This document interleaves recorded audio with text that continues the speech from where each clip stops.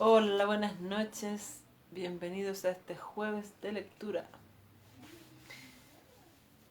Hoy jueves 11 nos toca leer el capítulo 11 del libro de los Hechos, mi libro favorito en la Biblia.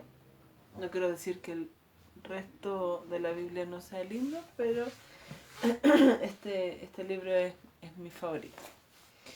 Hoy nos toca leer el capítulo 11.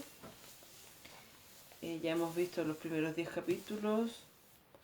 Queremos recordar, como dice aquí el escrito, cómo comenzó la iglesia de Jesucristo e impregnarnos de esa pasión que había en un comienzo, de ese primer amor, de esa efusividad de repente, de cómo se comenzó la iglesia y, y que ahora tal vez con esto de la pandemia, con los quehaceres de la vida, con la tecnología de hoy, se ha perdido tal vez un poquito. Queremos retomar eso, queremos empaparnos de esa pasión por predicar el Evangelio de Jesús. Que el Espíritu Santo del Señor sea derramándose en nuestros corazones también hoy en día. Pues bien, les recuerdo que mi Biblia es NBI, Nueva Versión Internacional, que me regaló mi mamita, de comprensión fácil. Y vamos a dar lectura en el nombre del Señor Jesús. Dice así el capítulo 11. Los apóstoles y los hermanos de toda Judea se enteraron de que también los gentiles habían recibido la palabra de Dios. Así que cuando Pedro subió a Jerusalén, los defensores de la circuncisión lo criticaron diciendo: entraste en casa de hombres incircuncisos y comiste con ellos. Entonces Pedro comenzó a explicarles paso a paso lo que había sucedido. Yo estaba orando en la ciudad de Jope y tuve un éxtasis, una visión. Vi que en el cielo descendía algo parecido a una gran sábana que, suspendida por las 4 puntas, bajaba hasta donde yo estaba. Me fijé en lo que había en ella y vi cuadrúpedos, fieras, reptiles y aves. Luego oí una voz que me decía: levántate, Pedro, mata y come. Repliqué: de ninguna manera, Señor. Jamás ha entrado en mi boca nada impuro o inmundo. Por segunda vez insistió la voz del cielo: lo que Dios ha purificado, tú no lo llames impuro. Esto sucedió 3 veces y luego todo volvió a ser llevado al cielo. En aquel momento se presentaron en la casa donde yo estaba 3 hombres que desde Cesarea habían sido enviados a verme. El Espíritu me dijo que fuera con ellos sin dudar. También fueron conmigo estos 6 hermanos y entramos en la casa de aquel hombre. Él nos contó cómo en su casa se le había aparecido un ángel que le dijo: manda a alguien a Jope para hacer venir a Simón, apodado Pedro. Él te traerá un mensaje mediante el cual serán salvos tú y toda tu familia.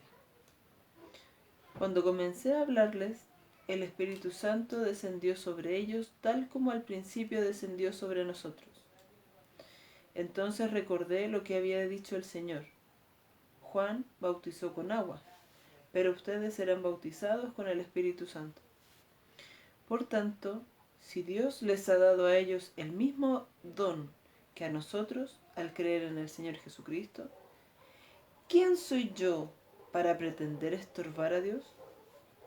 Al oír esto, se apaciguaron y alabaron a Dios diciendo: así que también a los gentiles les ha concedido Dios el arrepentimiento para vida.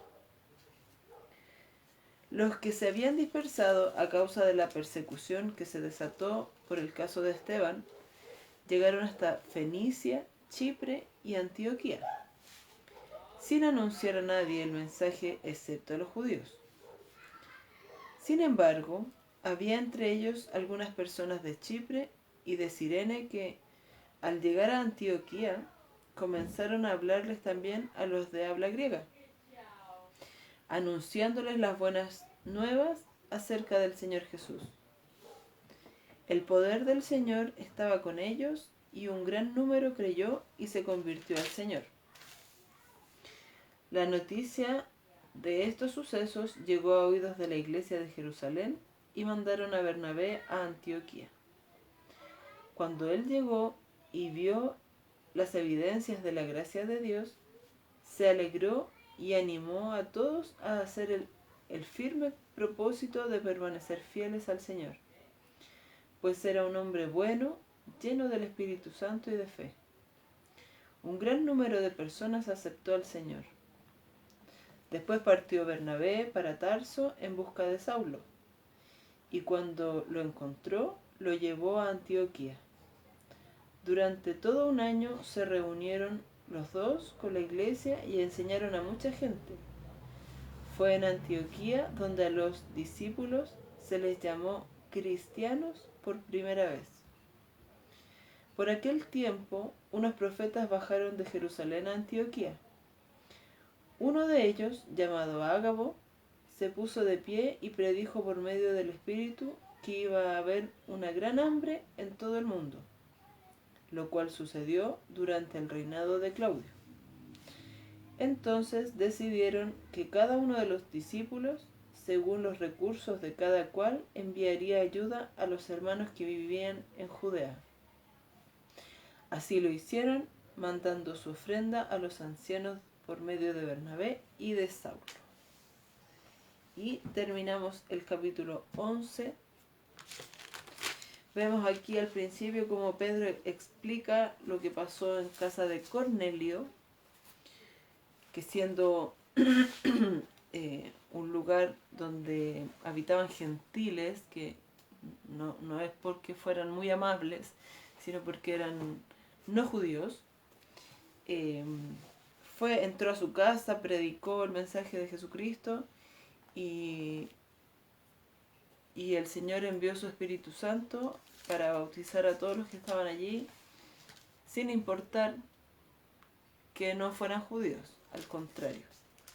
Ahí el Señor nos hacía parte a nosotros también. De hecho, en varios episodios de la Biblia, Él nos hace parte a nosotros. Cuando desde Abraham, en Génesis, a Él le dice que en su simiente serán benditas todas las familias de la tierra, todas las naciones de la tierra, también nos estaba incluyendo en esa bendición.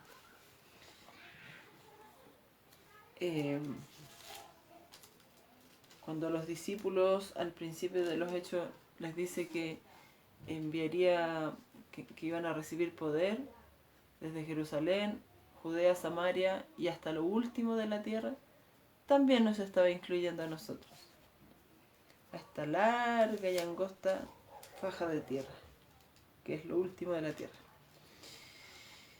Y bueno, aquí Pedro les explica a los hermanos qué es lo que había pasado y que él no iba a estar estorbando al Señor si él había decidido derramar de su espíritu sobre estas personas. ¿Quién era él para cuestionar a Dios? ¿Cierto? Así también nosotros tenemos que entender quiénes somos nosotros para decir, para dirigir al Señor. No, Señor, hazlo así o hazlo así. No, el Señor lo sabe todo. Nosotros debemos, Señor, aquí tu siervo escucha, hágase tu voluntad. Y luego vemos que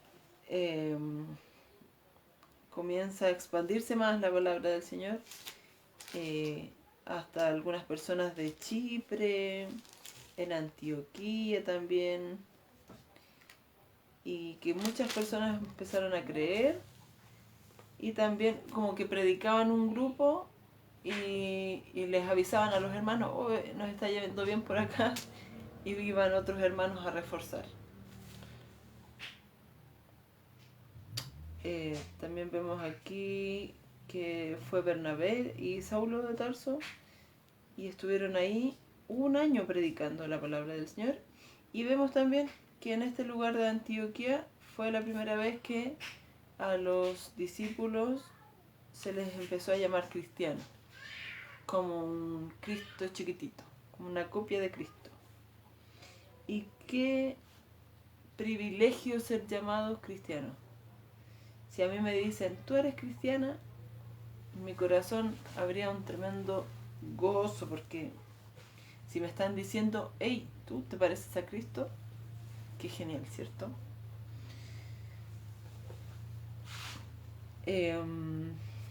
También vemos que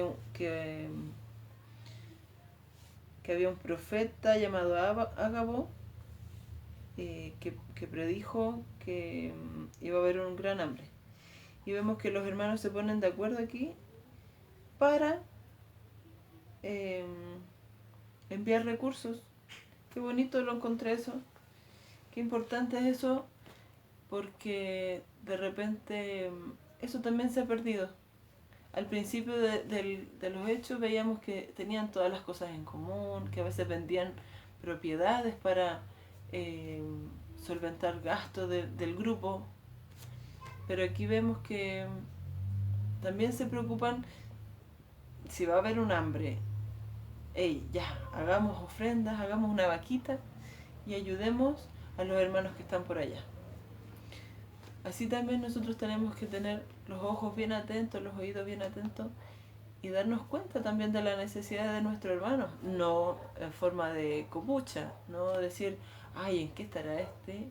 ¿Qué le faltará a este? Para saber, por ser copuchento, sino para, si nos enteramos, hermano, ¿cómo estás? Si alguien nos dice, bien, pero ha estado un poco lento el trabajo, tener la capacidad de entender que debemos ayudar a nuestro hermano, a nuestro prójimo, con ofrendas, tal vez con ayuda. Uno puede ayudar de repente de varias formas, con dinero o con mercadería, con ayuda de mano de obra, tal vez. Y que el Señor nos dé esa inteligencia, esa viveza, o esa chispeza, como dirían por ahí, de darnos cuenta de la necesidad del otro y poder ayudarle. Al final, ¿con qué intención?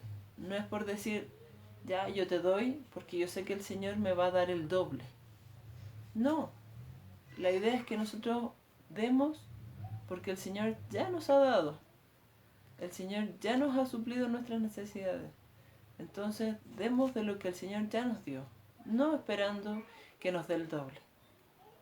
El Señor es bueno y tal vez sí lo hará, pero que nuestra intención no sea esa, que en nuestro corazón la intención sea dar por amor. ¿Ya? Y estamos terminando el día de hoy. Nos vemos mañana. Cuídense mucho, que estén muy bien. Muchas bendiciones a todos.